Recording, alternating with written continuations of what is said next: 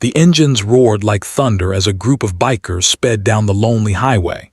The afternoon sun blazed above, casting long shadows on the road. Suddenly, out of nowhere, a tiny girl, no more than 7, stumbled into their path, waving her trembling hands. Tears streamed down her dirt-streaked face as she screamed, "Please, please save my mom, they're hurting her." The bikers slammed their brakes. Tires screeched. For a split second, everything froze, the world, the sound, even their breath. Their leader, a tall man with a scar on his cheek and eyes that had seen too much pain, threw down his helmet. "Who's hurting your mom, sweetheart?" he asked gently. The girl pointed toward a narrow dirt road that led to an abandoned warehouse. "They're hitting her, and she's not waking up."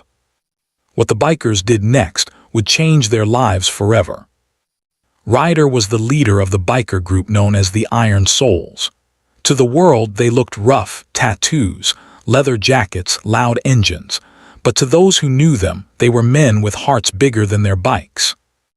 That afternoon, they were riding back from a charity event where they had delivered food to orphaned kids. But what they didn't know was that fate was about to test their souls in a way no charity ever could.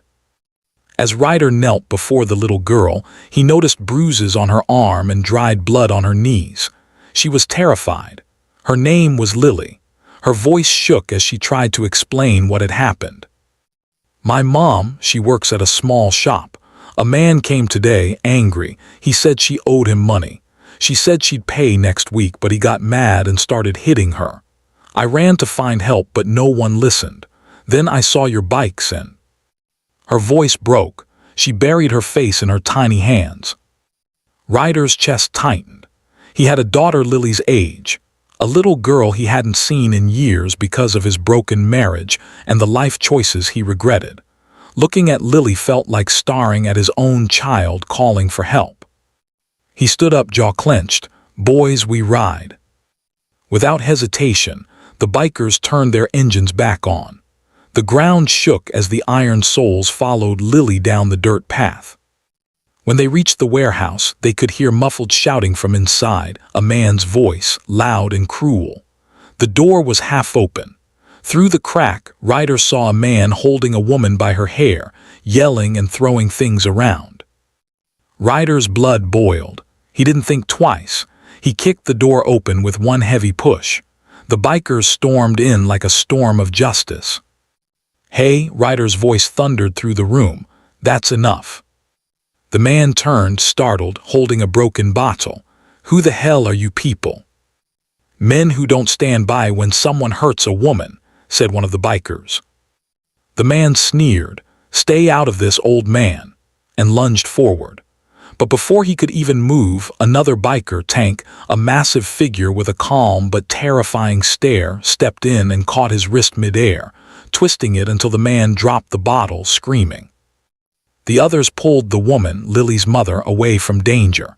She was barely conscious, her face bruised. Lily ran to her and hugged her tightly, sobbing uncontrollably. "Mommy, please wake up, I brought help." Her mother opened her eyes weakly and whispered, "My baby," before passing out again. Ryder immediately called for an ambulance. Meanwhile, the man who had attacked her was held down by the bikers until the police arrived. When the sirens finally echoed in the distance, Ryder looked down at Lily, who was still clinging to her mother's arm. He knelt beside her. "She's safe now, Lily," he said softly. "You did the bravest thing anyone could do." The little girl looked up at him, tears still glistening. "Thank you for saving my mommy." But Ryder shook his head. "No, sweetheart, you saved her. We just followed your courage." A few days later, the bikers visited Lily and her mom, Sarah, at the hospital. She was recovering, her face still swollen but her spirit unbroken. When she saw Ryder, she smiled faintly. "You didn't have to do all that," she said. "You could have just called the police." Ryder smiled. "Maybe, but sometimes justice shouldn't have to wait for paperwork." Sarah laughed weakly. "Well, I owe you my life." Ryder looked at Lily, who was sitting by her mother's side coloring a small drawing. a picture of bikers standing around a woman with angel wings. "You owe us nothing," Ryder said. "But maybe one day when you're strong again, help someone else who needs it. That's how we make the world right." Lily handed him the drawing shyly. "This is for you, Mr. Ryder. You're my hero." For the first time in years, Ryder felt something warm break through the walls around his heart, a feeling he hadn't allowed himself to feel since losing touch with his own daughter.